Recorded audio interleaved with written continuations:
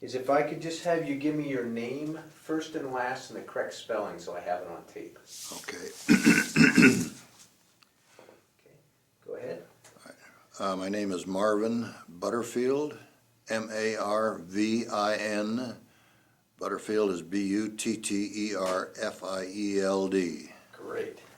I also use that to set my audio levels. So Mm-hmm. Now you were, just check one thing here. You were in the Marines? Yes. And which, like everybody else, you have a very unique story, but we'll get to that part of it. You have a lot of different stories, which is kind of interesting, the amount of... Yes, I do. How did you get in the service? Well, there were three of us who were going down to the pool hall in Glendale, California. And one of the guys had to stop off at the post office and buy some airmail stamps. They were brand new at that time. So Dick Felston and the other guy and myself, we went in to, just to kill time and do some gawking. And there was a big table in the main lobby with men and women in line for, it was a Navy recruiter, and they were all waiting for to be assisted or whatever, whatever Navy recruiters do. And we wandered around and finally found a smaller line in a dark corner of the post office with a Marine sergeant in dress blues, and he was recruiting for the Marine Corps. Well, we didn't like lines anyway, so it just came through the Great Depression, aptly named, I believe, and all lines were not fondly remembered. So when Ted got back from getting his stamps, why the three of us were challenged by this Marine sergeant to take an eye test, see if we were going to waste his time or not, his valuable time. Well, it was a challenge, and we took it, and we passed the eye test. And football season was over. We'd all been on the football team, and as a matter of fact, I lettered one year, my last year in the football, and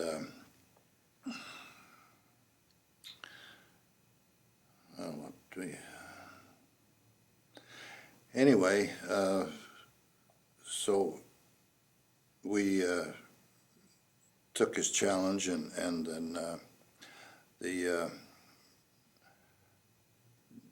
day later, we were sworn in, and we gave our oath to preserve, protect, and defend the Constitution of the United States of America. And up to this time, I don't remember anybody ever releasing us from that promise. I consider it an oath up to this day. And we were on a bus heading for San Diego and a recruit depot. We went past Camp Pendleton on the way south from Glendale, Los Angeles area, and there was a big fire at at Camp Pendleton. There was some talk about stopping to help put out the fire. Well, we didn't have time, so this was a Saturday night, and we headed on down to the recruit depot. I got in there about 1 o'clock, and I was on the top of a 3-tiered bunk set up, and right above me, I didn't notice it until the next morning really, was a PA system. And at 0500, that son of a gun went off, and I was sure they didn't mean me. I'd just gotten there. So I had an assist from a mean old sergeant. He put us on the deck, or put me on the deck, and he said we were going to learn more about soldiering in 7 weeks than we could in the Army in 7 years. And we start right now. And right phase, forward, ho. And off we went. They didn't have time for any finesse at all. How old were you? I was 18. You're 18 years Yeah. old. Now, was this pre-Pearl Harbor or post-Pearl Harbor? No, this was post-Pearl Harbor. This was actually in January of 1943. So the war had been on for, almost 2 years. And when we got into the recruit depot and found out where we could go, we had what we called scatter papers that sent us out to different duties, and they were forming paratroops, Marine paratroops, which I was interested in, and they also had were asking for volunteers for the Marine Raiders, which were kind of famous at that time because of the Macon Island raid, where Carlson's Raiders had gone in behind the lines on submarines and whatnot. And unfortunately, they captured about 19 of those guys, and they took them to Kwajalein and beheaded them. But that's another story. Anyway, we finally got through with our boot camp, as we called it, and where are we?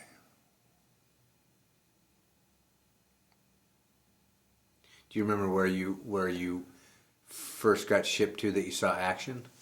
Yeah, well, we left San Diego on the USS America.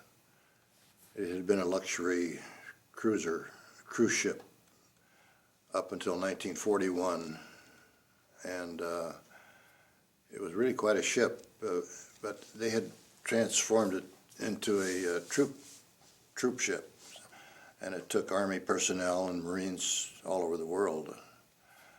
But we left San Diego on the 21st of September, just when the sun was moving into the southern equator, and we took off for New Caledonia, which is where we wound up, Noumea, New Caledonia.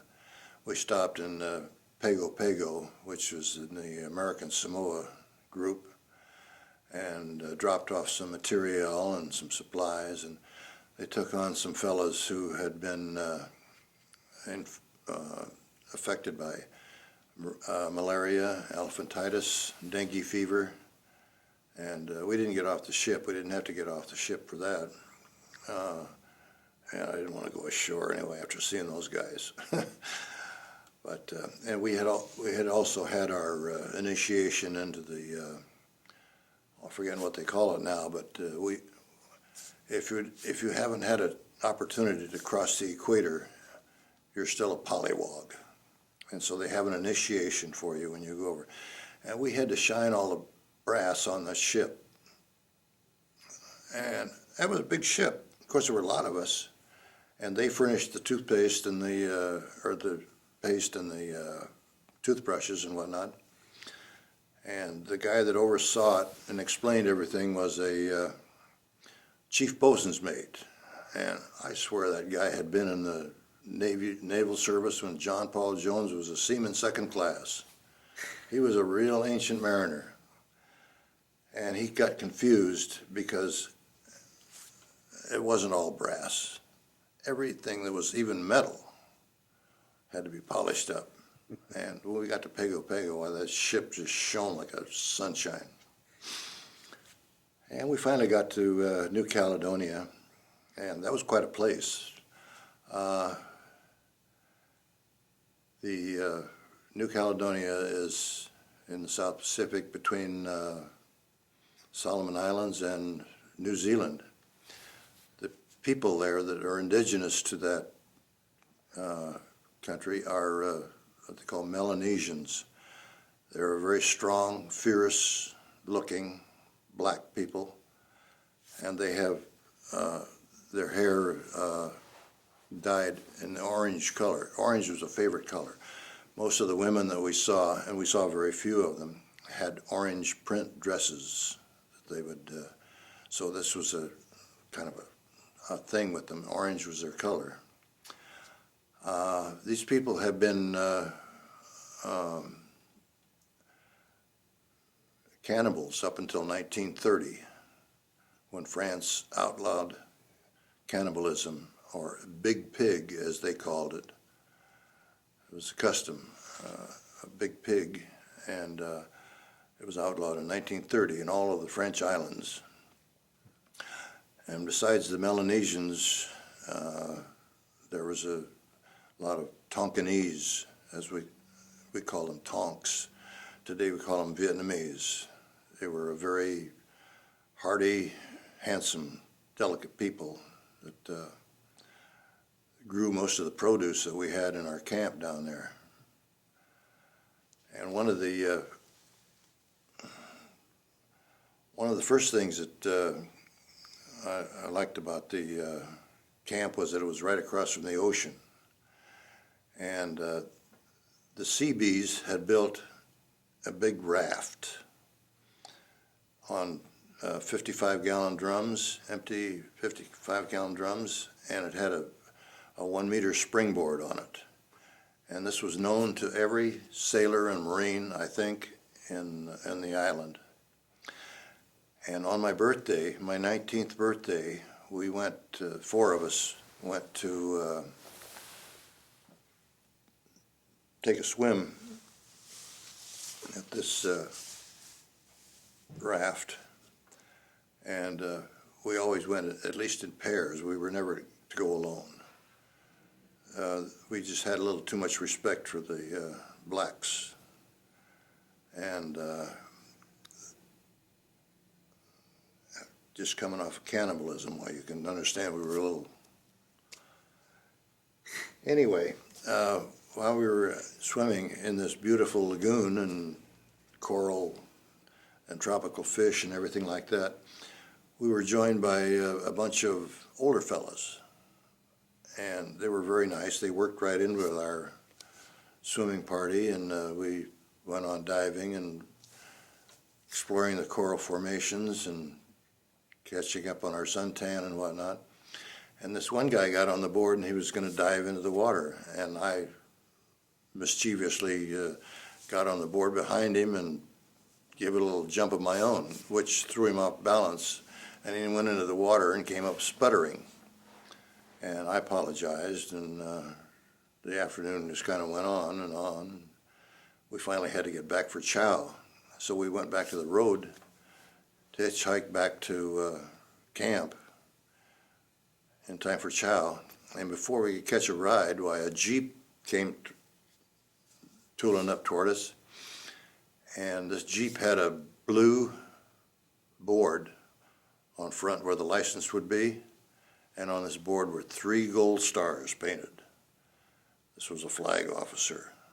So we snapped to and gave him a big salute. Military courtesy requires that, of course. And the return salute was pretty good too. Thumb on the nose, smile on the face.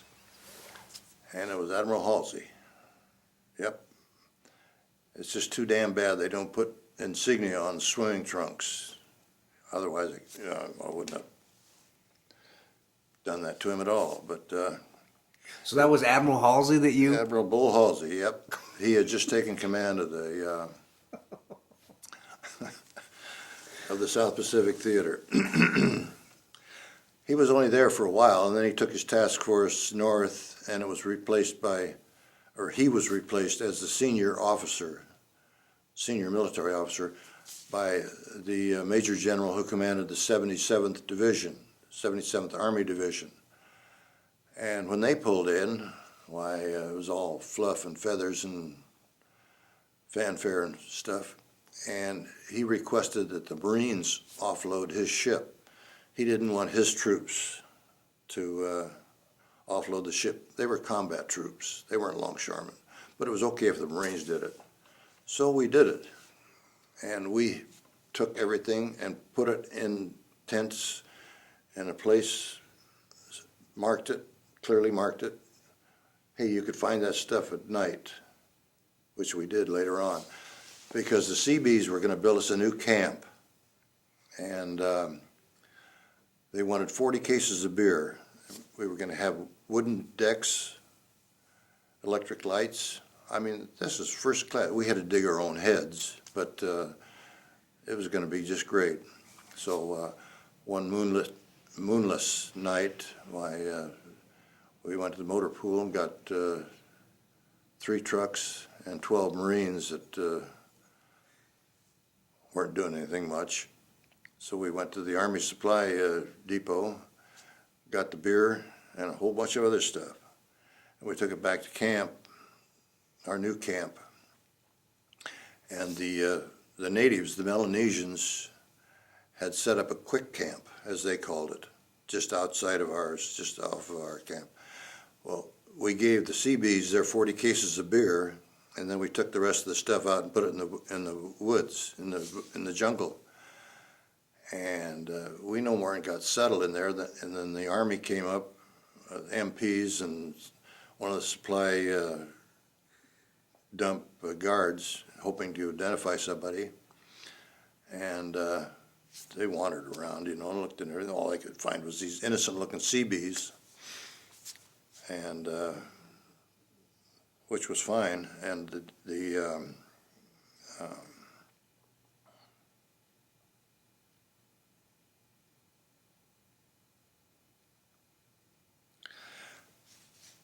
one of the guys suggested that they go look in the woods, in the jungle. Well, it was too dark. There was no moon, and the fires from the Melanesians built for their quick camps. They didn't want to go out there. So they said they'd come back in the morning. Well, they came back in the morning, but gee, the natives had packed up everything, including half of the stuff we left with them, and took off with it. All the canned goods and the fruit and stuff.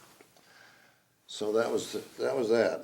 And then later on, we went up to Guadalcanal for some more training, and we trained up there and had numerous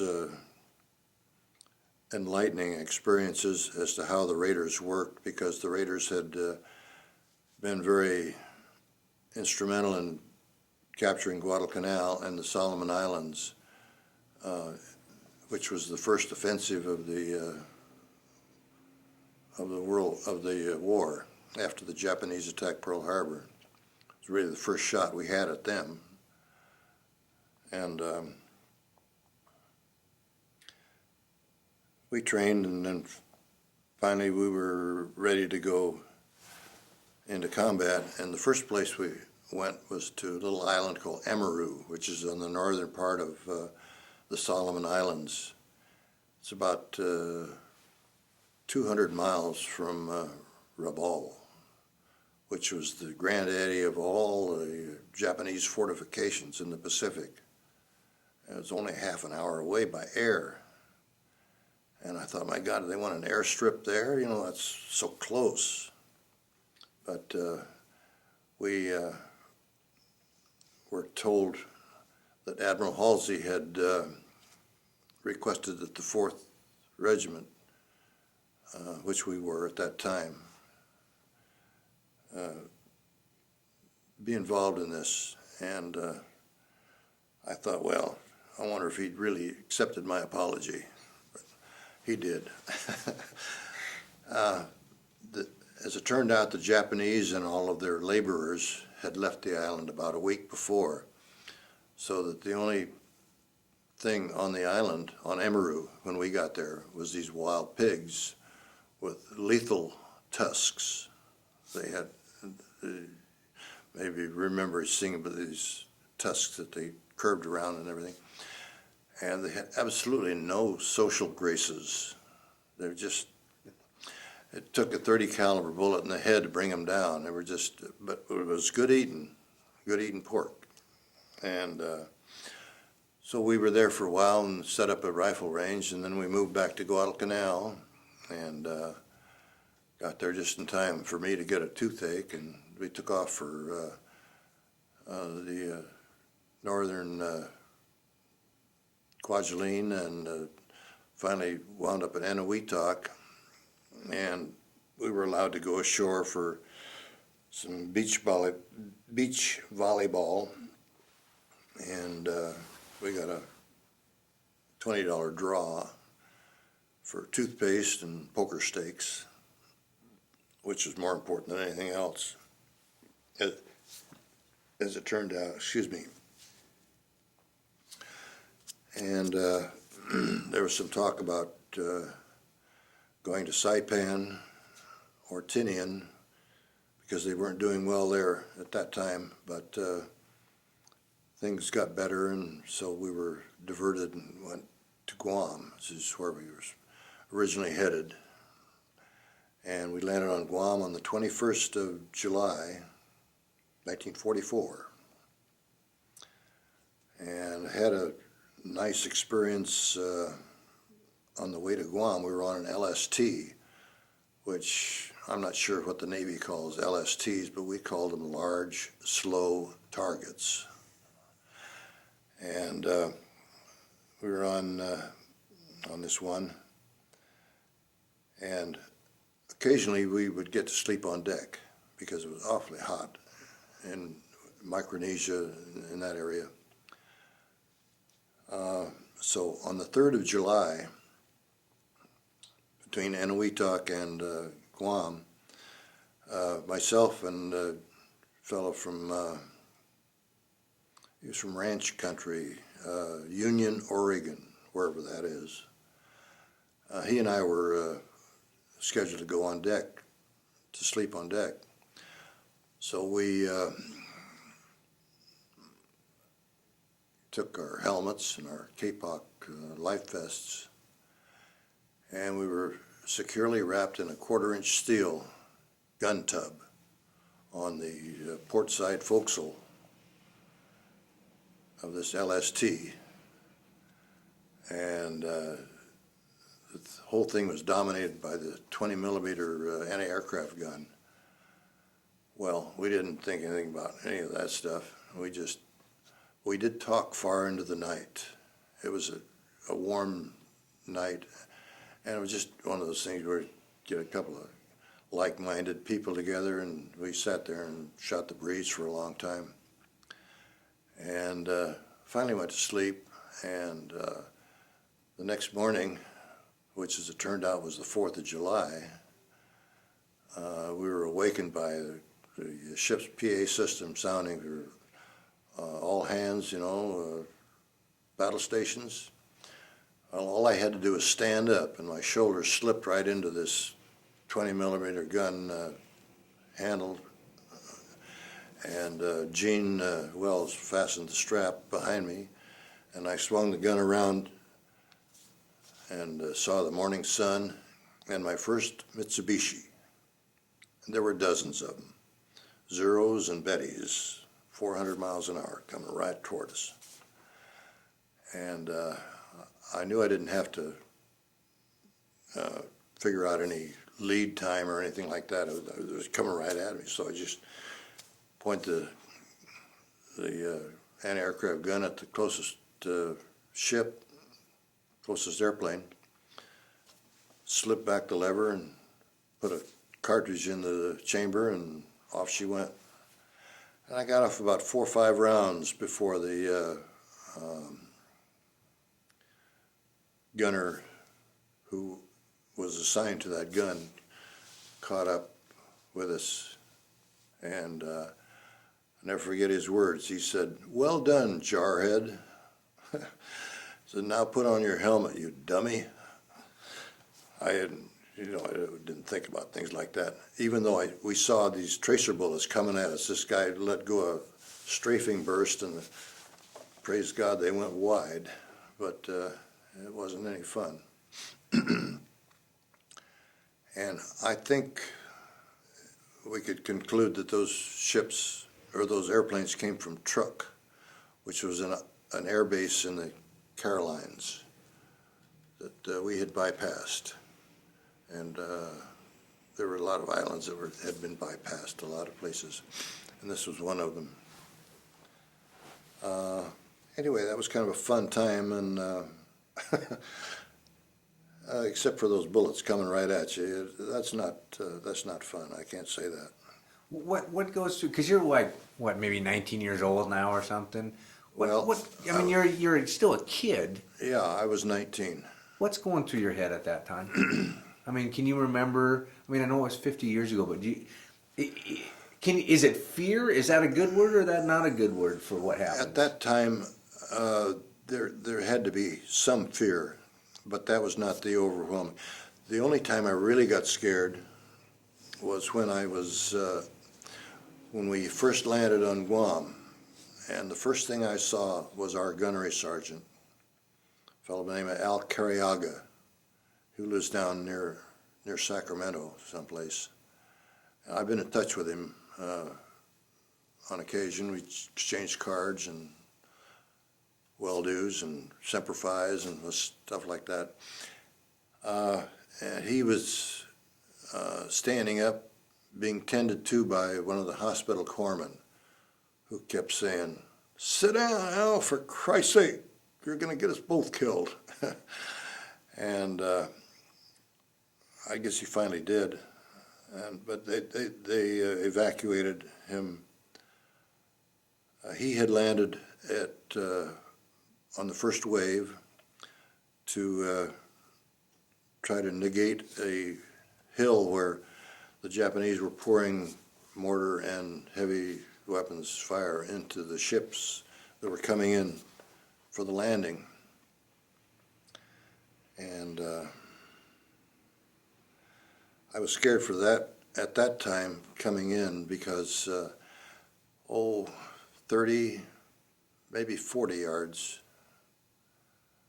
50 yards at the most off to our right, a shell landed in the middle of one of those amphib tractors that was going into the beach. The thing just disappeared. Poof. It was there and then it wasn't. So that was the first time I was scared. And the second time I was scared, we went up on Mount Alafan, and the Japanese were continually probing our lines, trying to get us off the island. That's what they were trying to do, I'm sure. But they were discussing Roosevelt's ancestry and the eating habits of Marines, what we have for breakfast, and just getting closer and closer and closer all the time. There was no rifle fire exchange, but we did, there were hand grenades that were tossed back. And as a matter of fact, our company commander, First Lieutenant Larry Bangser, got his left nipple taken off by a grenade that the Japs threw at the headquarters CP. And then we experienced a banzai charge on the morning of the 26th of July. About 100, we had bottled off the Oroti Peninsula, bottled the Japanese off, and had our line across the peninsula. And about 100 Japanese soldiers broke out of their cover, and they came charging right for us. Well, we knew what banzai charges were because we had been told about them and seen them in movies, they're swinging swords and throwing grenades, and they all had their rifles with bayonets on them. And I remember the sparkle from the bayonets in the morning sun. We're talking about 8 o'clock in the morning. And that's when I got this Japanese flag that I returned to Takahashi, because I realized what was going to happen to me if I wasn't careful. So I dropped down and I fired off a couple of rounds, and the guy fell down and his helmet rolled off right in front of me, and tucked in his helmet was this Japanese flag, the individual flag.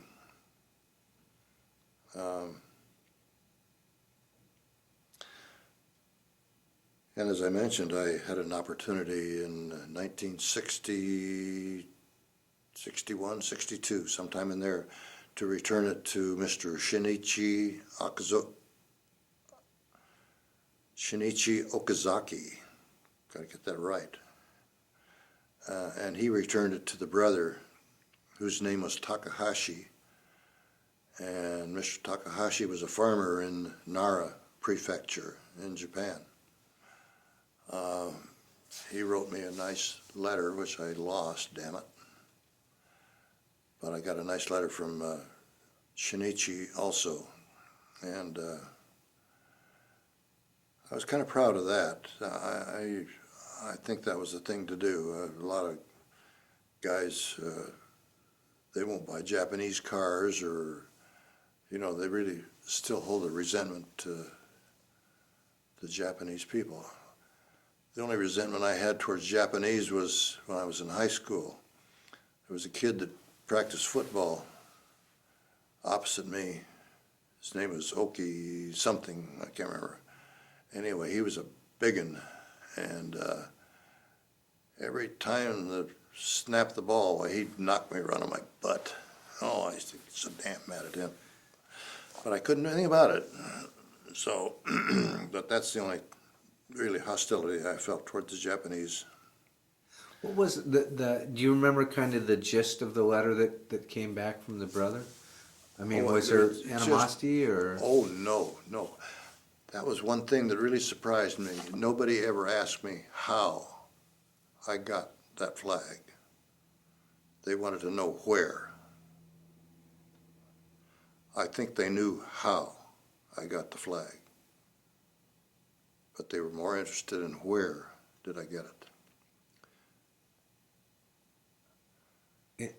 I don't really fully understand the Oriental mind at all. It's, well. Do you know the significance of the flag? Well, it was just a, like a lots of luck show and best wishes from the family and friends. There was writing all over it, and it had the Japanese, the meatball, and on a white silk, piece of white silk. I think everybody's seen one. Did all of I mean, was that real common for the soldiers to carry? It's quite common, yes.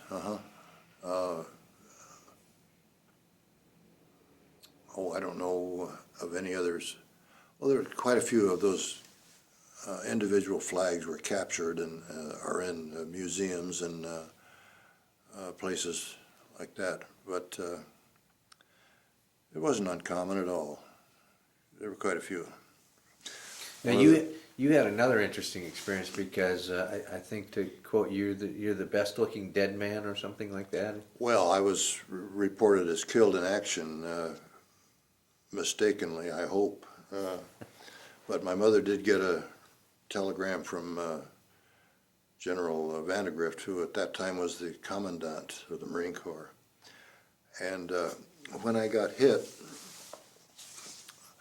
I was a company runner for Larry Bangser, and we had our share of Navajo talkers, radio talkers, and they did a marvelous job for us in the islands.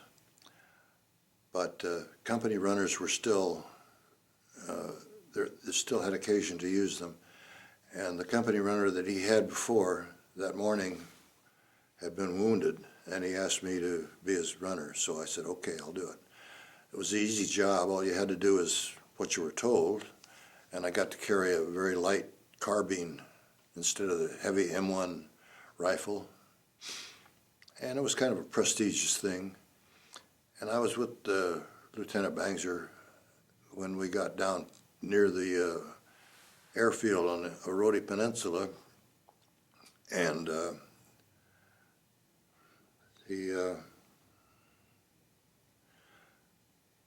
we ran into heavy fire from cannons and machine guns, 77-inch cannon that the Japanese had set up to fortify that position, and heavy machine gun fire. And some kid that I knew, he was from Ann Arbor, Michigan, I'll never forget that. and his name was Gerlach. He was wounded. He had a bullet through the knee, and he was down right in the line of fire where we would have to return fire to, in order to complete his mission. So Lieutenant Banger says, "Get him out of there." Well, you don't say why or how when an officer tells you to do something. I was not used to that at all. I said, "Okay." So I slung my carbine, grabbed a couple of hand grenades, and went down and sat down next to a banana tree as a bullet went through the banana tree and took a hole in my dungarees, put a hole in my dungarees, and I threw a grenade over my shoulder to where this Nambu machine gun was firing, and when the grenade went off and the chattering stopped, why, I scooped up Gerlach and headed for the tank, try to get him out of there, out of harm's way. I didn't make it. One of the shells exploded and I caught a piece of shrapnel, just about cut me in half. Took a kidney and 2 ribs out of my back. And so I was laying there in the grass, bleeding all over Gerlach, and our corpsman, a fellow man named Johns, came up.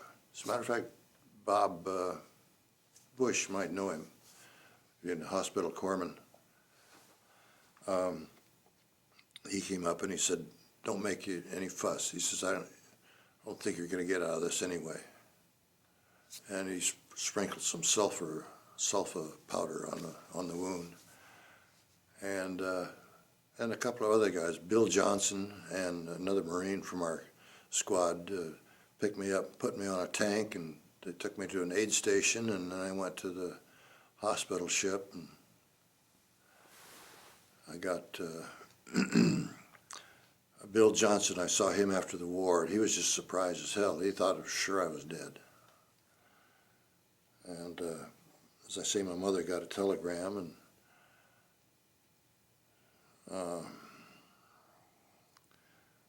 scared a lot of people. And I never worried about it, never thought much about it. Didn't really have time to.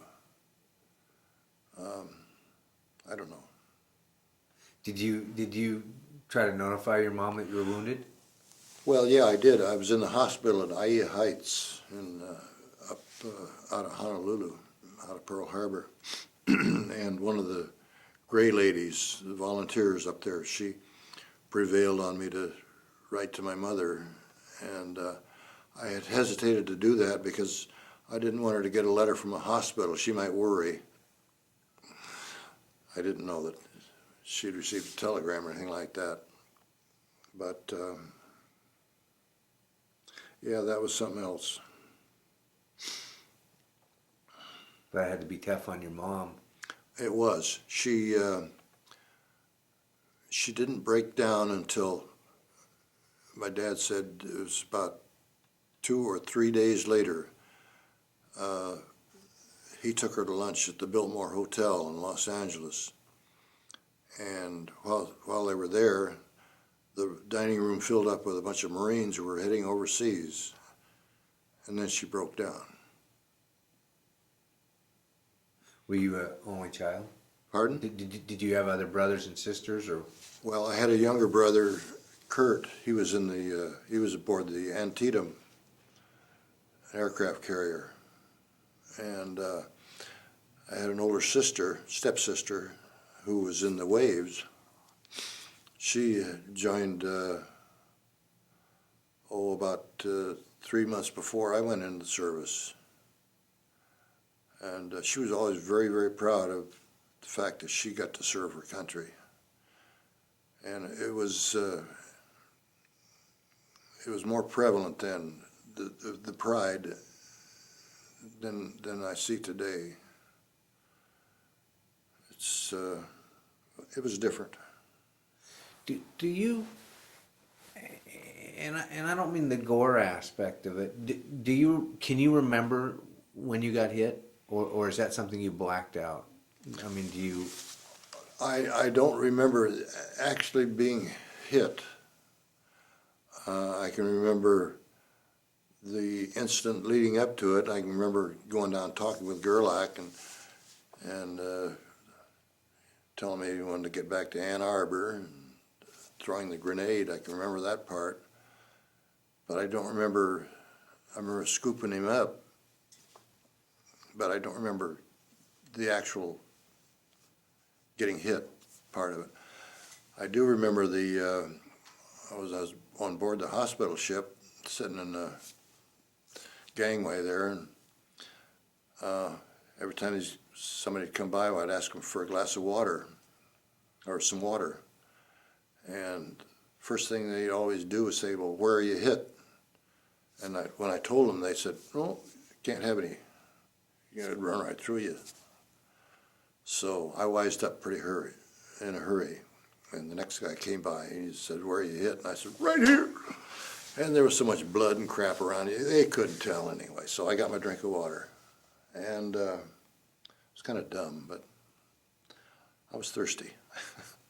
Did you ever think you were going to die? No, I never did. I didn't. I knew that I was in serious trouble after I woke up from the operation. Commander Rex and the ship's chaplain were at the foot of my bed when I woke up.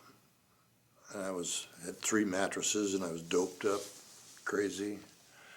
And they were standing there smiling. And the chaplain said, who would you like to thank for your miracle? Well, I wasn't a Christian then, so I hadn't given it any thought. And I said, well, that's easy. I thank the one who did the miracle. And that satisfied both of them. It troubled me afterwards, but it satisfied them. And that was kind of a difficult moment. But I realized that at that time that I was pretty close to room temperature.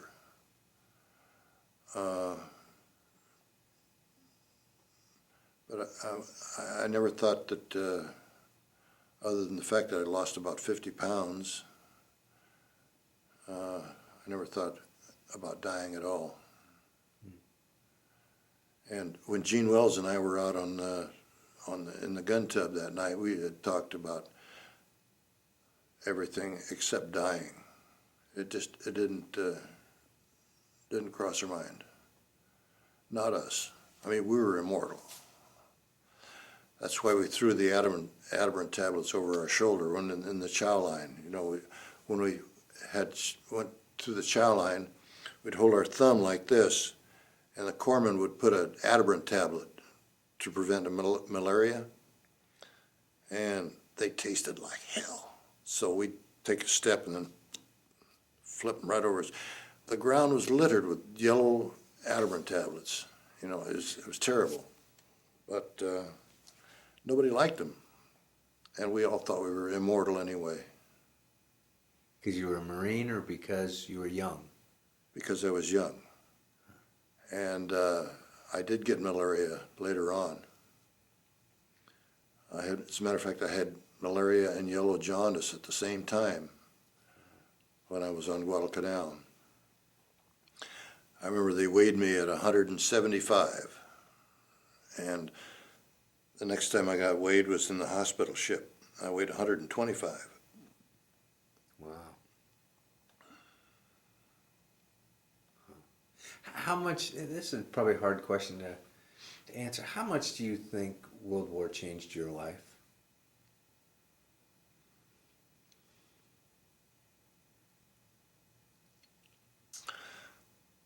Well, I'm not sure. I know that I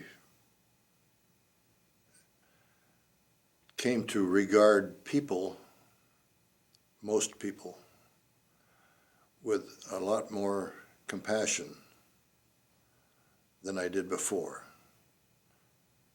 And I was aware then of my own mortality. And that was a change. I don't know about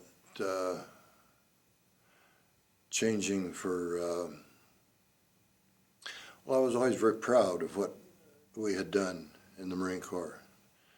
And I know that I've made my share of mistakes. Being a human being, you're bound to.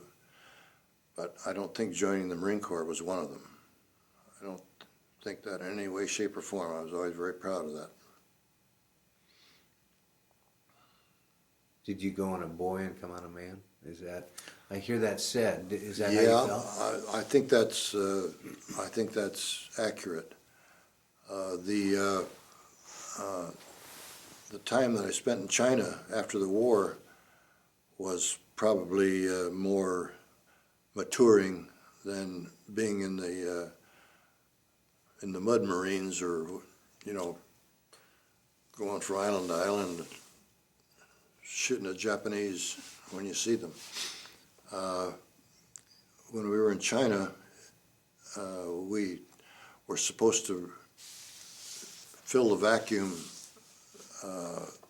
left by the Japanese troops, who were all going to go home. We had to disarm and send them back to Japan. And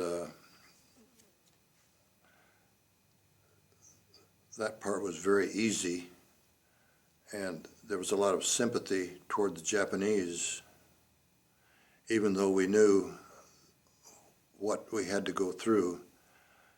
Do you know that when the atomic bombs were dropped on Hiroshima and Nagasaki, part of the 4th Regiment was on board ship heading for the invasion of those islands? And you can't believe how gratified some of those guys were. I ran into them at the reunion in Chicago when I was back there. And of course, when the Japanese surrendered, the government had to cancel an order for 250,000 Purple Heart medals. That's a lot of blood. Scary to think about. I gave a pint of blood when I went into the Marine Corps, in a recruit depot. Best investment I ever made. I got 9 back. But the Chinese were different, and we were there partly just to show the flag. Every Saturday morning, the regiment went out to the racetrack, which was just on the outskirts of Tsingtao, and we paraded around. Had a band, either a Navy or Marine band, playing Stars and Stripes Forever, and I mean forever. And we just marched around, and occasionally, one time we had a Canadian cruiser that came into Tsingtao, and we had a detachment of Canadian Marines, Royal Marines, who marched with us, and they had their flag and our flag. I wrote home about that because I was very impressed with the two flags, the two nations' flags, marching around the race course there. And when it was all over, we had a drill competition, which they won. And then we went out to a place called Long Beach, which was a recreational area out north of Tsingtao, where we all swam in the Yellow Sea out there. And we had a beer drinking contest, and we won that, but just barely. The communists were up in the hills behind us there, and every once in a while you could hear a wing come across Long Beach there, or have a bullet plop into the water. So I think they just wanted us to know that we were there. Oh, hell, we knew they were there. Every 4th man in town was a 5th columnist. And one incident over there, the Chinese cut off the reservoir, the water from the reservoir. Well, it wasn't fit to drink anyway, but we needed it to bathe and to wash clothes and stuff. And the Admiral, oh, I've forgotten what his name was now. Anyway, he was the commander of the senior military commander, and they had moved his fleet up from Shanghai to Tsingtao, which is where the Kaiser's fleet used to be, in Tsingtao, in the bay there, and up to World War I. Where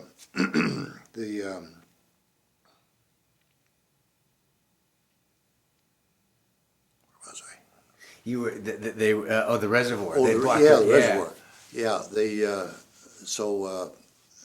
anyway, the Admiral said that if they didn't let the water come down, so that we were living in the Shantung University compound, most of us, and if they didn't let the water come down to the university compound so that we could bathe, he was going to come up and take the reservoir away from them. Well, lots of luck. I mean, he had to know something I didn't know, because there was just no way in God's green earth that a regiment of Marines could come up and take. Those guys were like bluebell flowers all over the hills. You could see their coats, the blue coats that they had, and part of our regiment, the 2nd Battalion of the regiment, was out in outside of town at an airfield. I've forgotten the name of the airfield now, but they were guarding the airfield until Chiang Kai-shek could come in and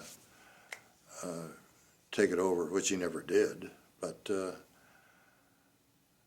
they were having problems out there, and we had people killed on the docks. We were guarding the docks and the warehouses, and one instance we had 2 Marines killed, and 20 Chinese communists were shot on the docks there. And part of our duty also was to ride shotgun on the trains from Tientsin to Peiping, which is Beijing now, but in those days it was Peiping. And they'd sit on top of the trains and guard them from the bandits and the communists, and they lost 2 or 3 one winter there. It was just crazy. And then the 2nd Battalion was out at the airport there, and they ran out of strawberries and champagne for their picnic, and everybody wanted to go home. That's when I started doing my shopping. I picked out this camphor wood chest that I wrote about, and prices were getting real good at that time. Everybody wanted to sell out. So when they got about as low as we thought they could go, I went in and made our purchases. Tsingtao was quite a place. They had a place, an Italian restaurant called Luigi's on the Hill.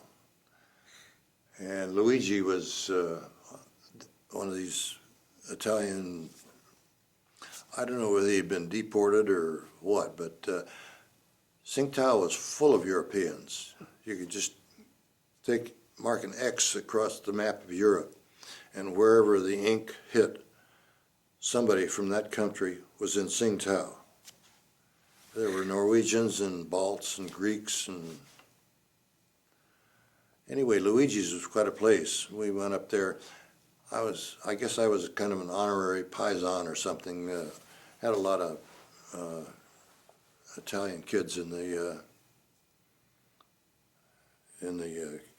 Marines, and some of my best friends were Italians. Boy, I can tell you some stories about Sicilianos and the Napoleons and a whole bunch of them. We used to not always call them nice names, which you wouldn't think about calling it today. But I recently found out that the word WAP, which they used to call for Italians, stood for WOP, without papers. So when they immigrated to this country, they were without papers, so they were a WAP. I didn't know that, huh? Yeah, well, it's the way it was. And Do you remember where you were when you heard the war had ended? where I was when the war had ended? Yeah. Yeah, I was in San Francisco. It was a riotous time. Lots of celebrations and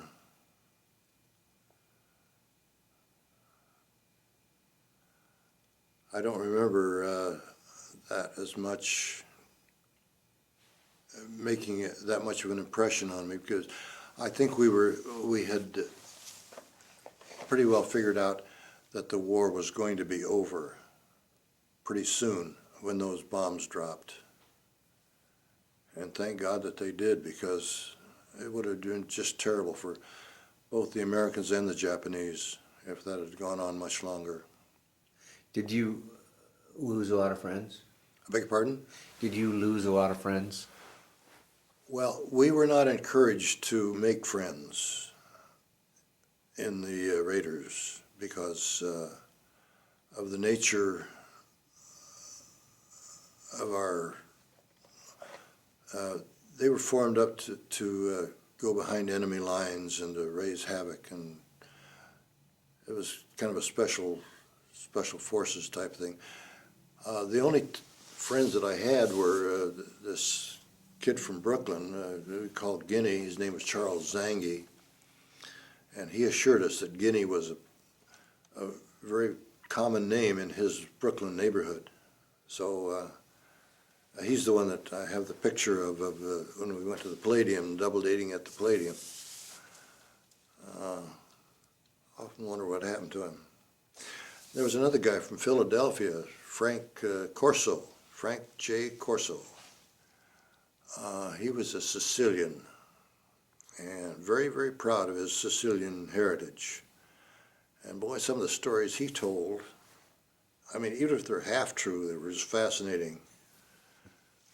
We were both in a standby casual company down at Camp Pendleton. I was waiting to go into the hospital to get my side repaired, get that surgery done. And he was there waiting for to be awarded a Silver Star for something that he had done on Peleliu, or one of the islands there. But he told stories like, well, his great-grandfather, this is one that I'll never forget, his great-grandfather had been a Sicilian pirate. Now, whether it's true or not, I have no idea. But anyway, on one of their trips or raids to Ireland, he snatched a bride for himself. They were married in the church. That'd be the Catholic Church, of course. And even though she bore him 5 sons, 4 of whom lived, she was stubborn and would not speak the Sicilian dialect. But they got along just fine. And his brother, Frank's brother, he told me he didn't have the stuff to get into the service, didn't have the gonads or whatever you want to call it. So at the last report, he was running numbers at 12th and Mifflin Street in Philadelphia. And it was, and we used to wrestle and jiu-jitsu, wrestle all over the place, and call each other names. I call him Guinea. I can't use that kind of language here, but all kinds of dirty, nasty, filthy names. And one day, when he was supposed to receive this Silver Star, The day before that, his dad had sent him a telegram saying that he and the family were going to be in Los Angeles, and Frank was to come up and meet with the family. Well, that took precedence. And I know that Frank had permission because we both went to the OD's office and got permission on our way to the slop shoot that day. And so the next day, Saturday, when this flag officer wanted to present the Silver Star to Frank Corso, Frank was nowhere to be found. And the battalion exec and our company commander prevailed upon me to fall out and take that medal because we looked so much alike. Well, I did that, but a lot of the guys who were, they were saying, what the hell's going on here? He didn't win that medal. Well, I gave him the medal, and I gave him the box it came in, when he came back from L.A. with his dad the next night. But that was something. I never forgot that. I think about that guy an awful lot. And not only when I'm watching reruns of The Godfather, that's the first thing you'd think about. Do you remember when you came off on the landing barge or whatever, do you remember everything that you wore? Yeah. Backpack, and tell me a little bit about that. Well, we had our backpack, and we had our extra socks. We had whatever food we could have stolen from the galley on that LST. The main thing was socks. If you had a couple of extra pair of socks, well, you were in good shape. Then we had our bayonets, and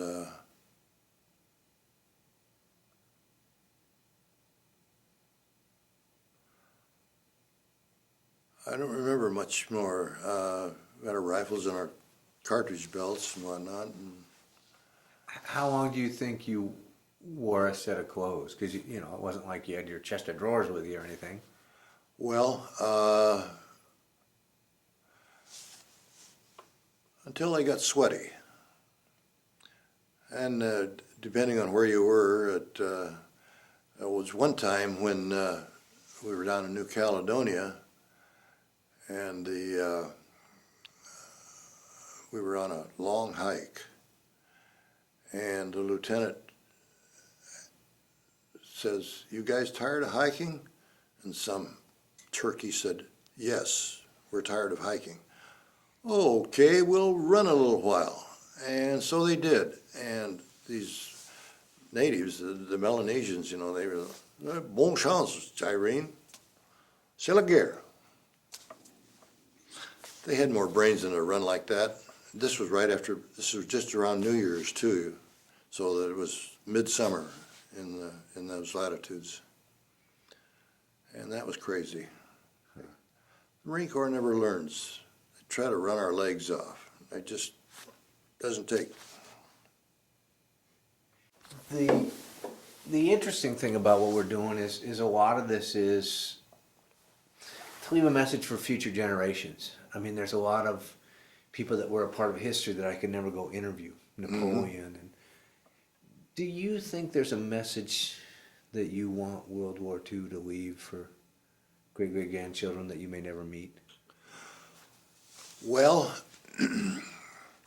one of the interesting things that happened when I was in the Marine Corps in San Francisco, they sent out a request for, you had to be 6 feet tall, you had to have a couple of ribbons overseas or combat or something, and what they wanted us to do was to be door openers for these delegates and functionaries and people that were forming the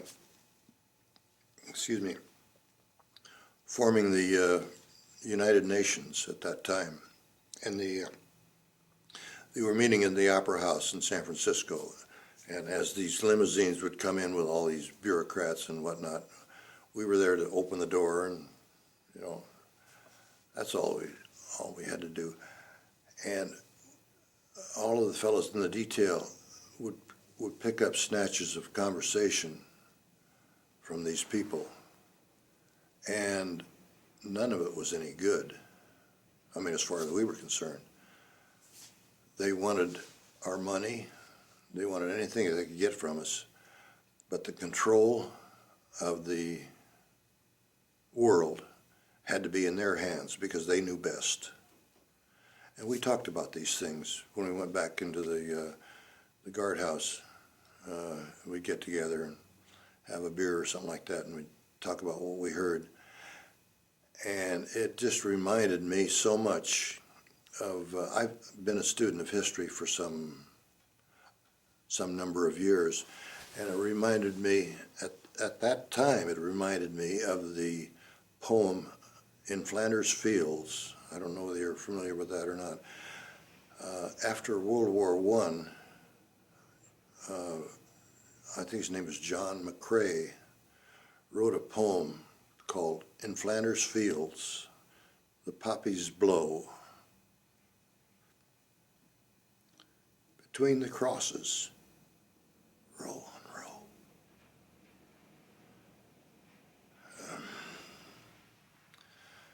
And to you, we pass the torch. Be yours to hold it high.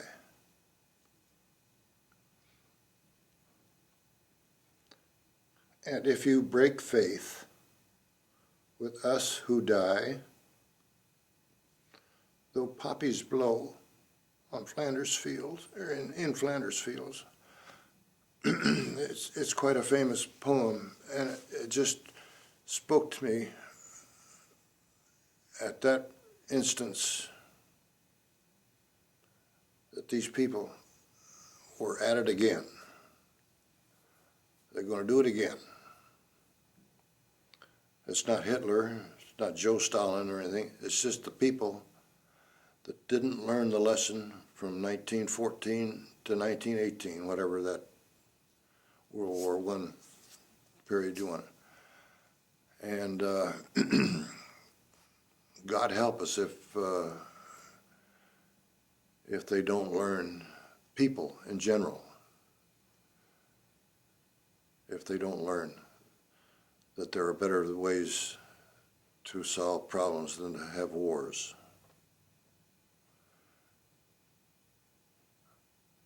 Now, it may take the second coming of Christ, but it'll happen sometime. Do you hold an animosity towards the Japanese? No, none whatsoever. In the latter part of my adult life, I formed a company. I was a wholesale distributor of garden products. I sold to landscape contractors and nurseries. Many of them were Japanese, landscape contractors and nursery people. I got along just fine with them. They didn't know anything about my giving this flag back to Takahashi or anything like that, and I never told them about it. It didn't make any difference. No, I had no animosity. When you were fighting and you were sent to war, Scared, not hatred, fear. I didn't want them to get me before I got them.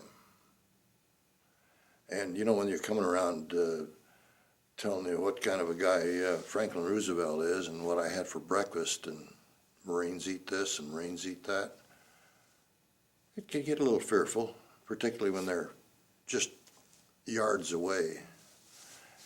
And we knew what they could do at night. We knew what their capabilities were. It could be a very frightening thing.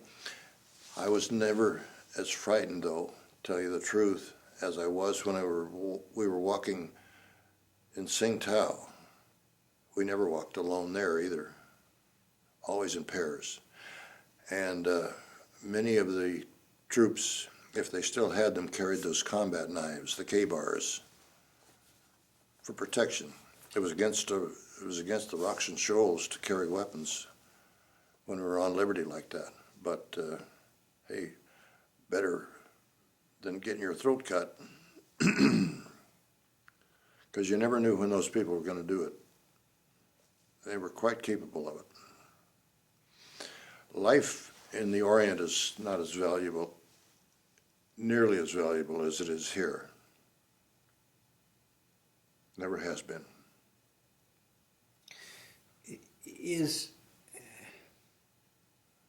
When you're in war,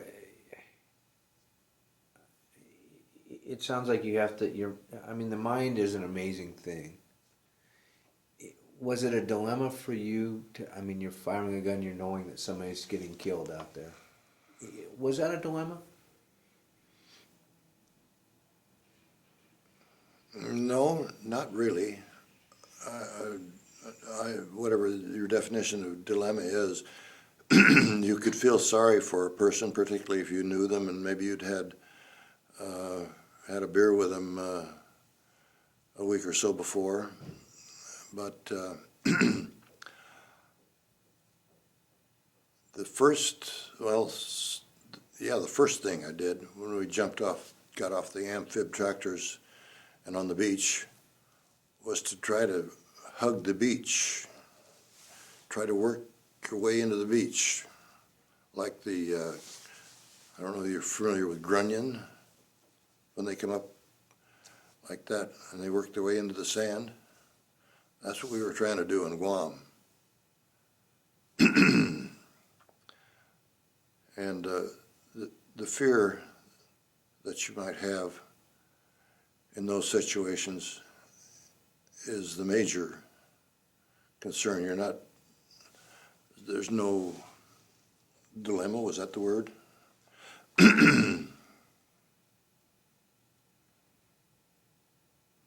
Is it a survival mode? Is that what happens to your mind? Oh, sure, yeah. Mm-hmm. Like when I was laying in the gangway in the hospital ship, wanted a glass of water. That was the dumbest thing in the world. Have a glass of water, as far as I knew. As it turned out, it was not detrimental, and it sure tasted good. So, I know it's difficult to put anything other than just fear and self-preservation. I remember we were walking back with, when we were on Guam, there was a stream or a river just off of the Harmon Road there. We stacked our rifles and went over, sat down and washed our feet and splashed around, get rid of some of the sweat and dirt and whatnot.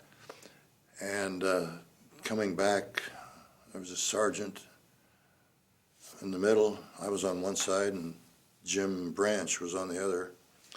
And we were walking back to get our rifles and whatnot. And all of a sudden we heard a thud, and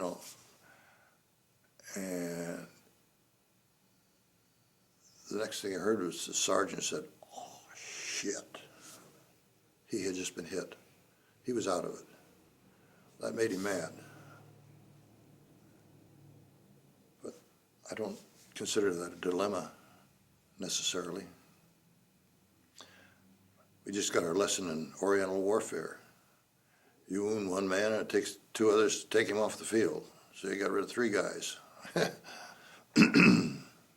Boy, that's right, isn't it? Mm-hmm. Well, at least as far as the aid station. What's it mean to you when you see the American flag go by?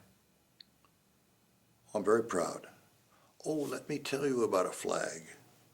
When I was in San Francisco, and I'd just gotten through at the Treasure Island Naval Hospital, and was declared fit for guard duty.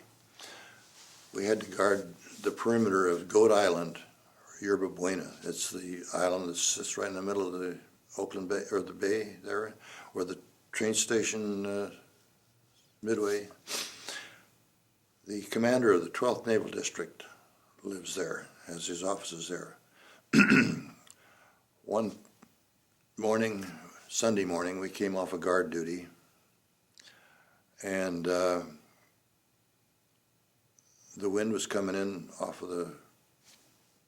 the ocean, and it can blow down there. Well, we had the holiday flag. That's a 40 by 20 foot flag, and the Commodore had a bunch of dignitaries, important people from the city, out for breakfast or something. And anyway, at 8 o'clock, 0800, we had to raise the flag. So we're out there, and they got a Navy band, and the Navy band strikes up attention to colors. The corporal of the guard leans over to toss the flag up into the morning sky. Well, she went up, and poor jarhead on the lanyard, he's pulling the, to keep the flag from touching the ground. So he's just hauling in like he never could before, and the flag gets about halfway up the pole, and the wind came in. It was a terrific wind. It smacked that flag just like a 5-incher right off your ear, And the flag went poof, and the guy went up in the air, and there were two of us reached over and tried to grab his ankles before we thought about it. And he came back down. But that was a beautiful morning, and all 800 square feet of her were beautiful. And she waved. My wife and I go to a lot of ball games, and only once have I had to admonish a young man for not taking his cap off when they played the national anthem. And I have at times been very critical of some of the national anthem singers at these ball games, the way they try to trill their voices, and they cheapen it in my estimation. But that's what we fought for, so that people could do that. And that makes you think a lot too. Why did we go through all that stuff? Because it wasn't fun, not all of it.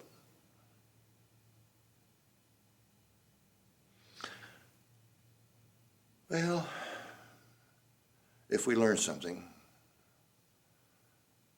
that will help all of us, I'm sure. Would you do it again? Pardon? Would you do it again? In a heartbeat. Yep.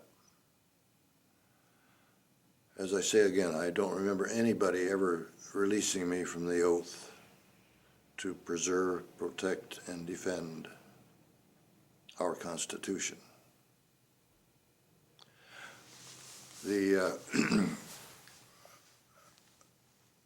When you're sworn into the service as an officer, they take that oath, but they give it to the enlisted personnel also.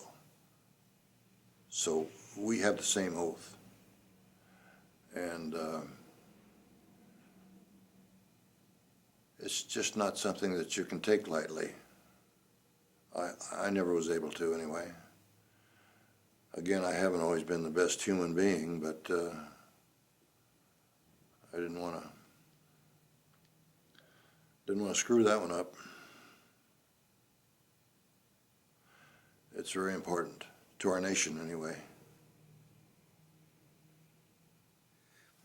When you're out and about somewhere and just traveling or whatever, average every day, and you see a person that for whatever reason you can tell that's a Marine, whether it's a young Marine of today, a Marine of your generation, is there a special bond?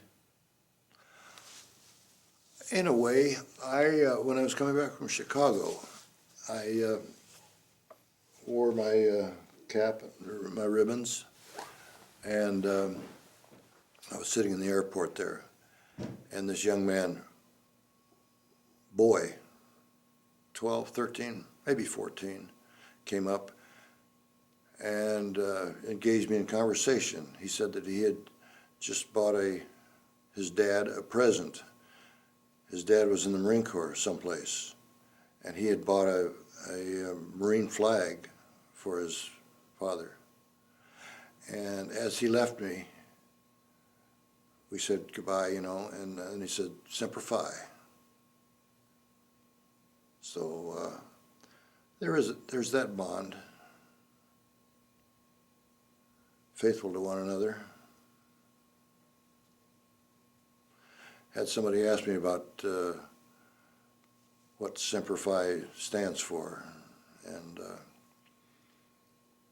Semper Fidelis. The Christmas season coming up, we have Adeste Fidelis, come all ye faithful.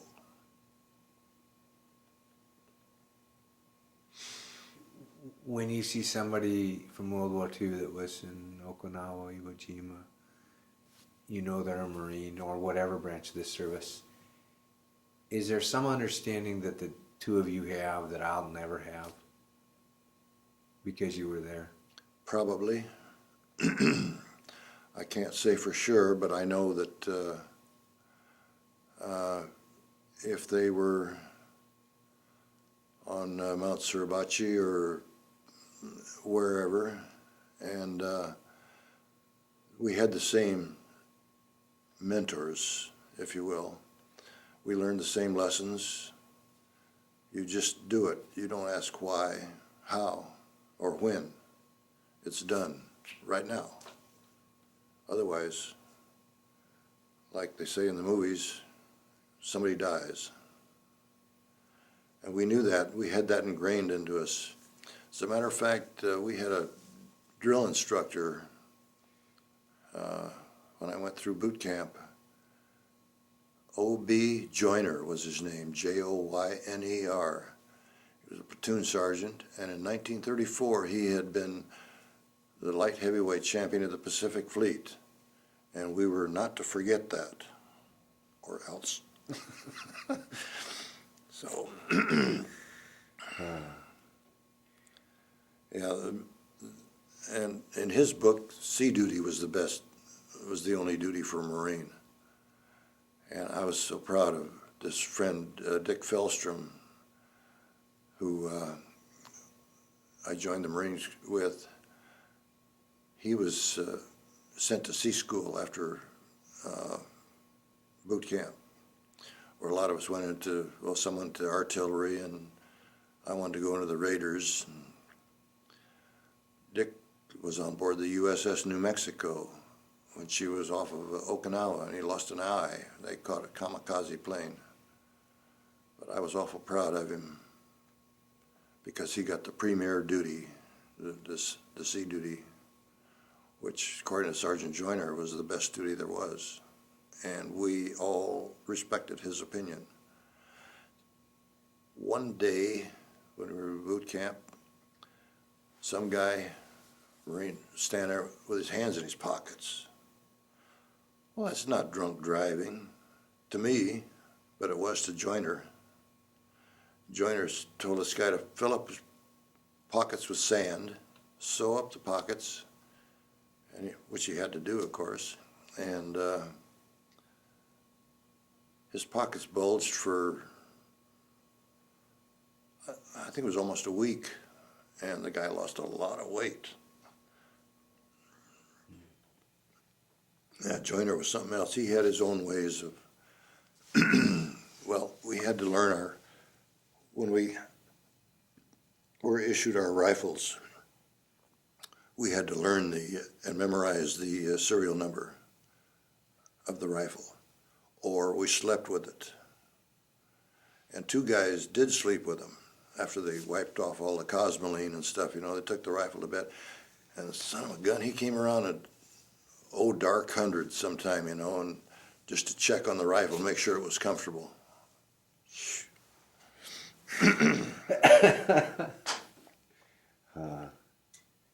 Well, thank you very much. Well,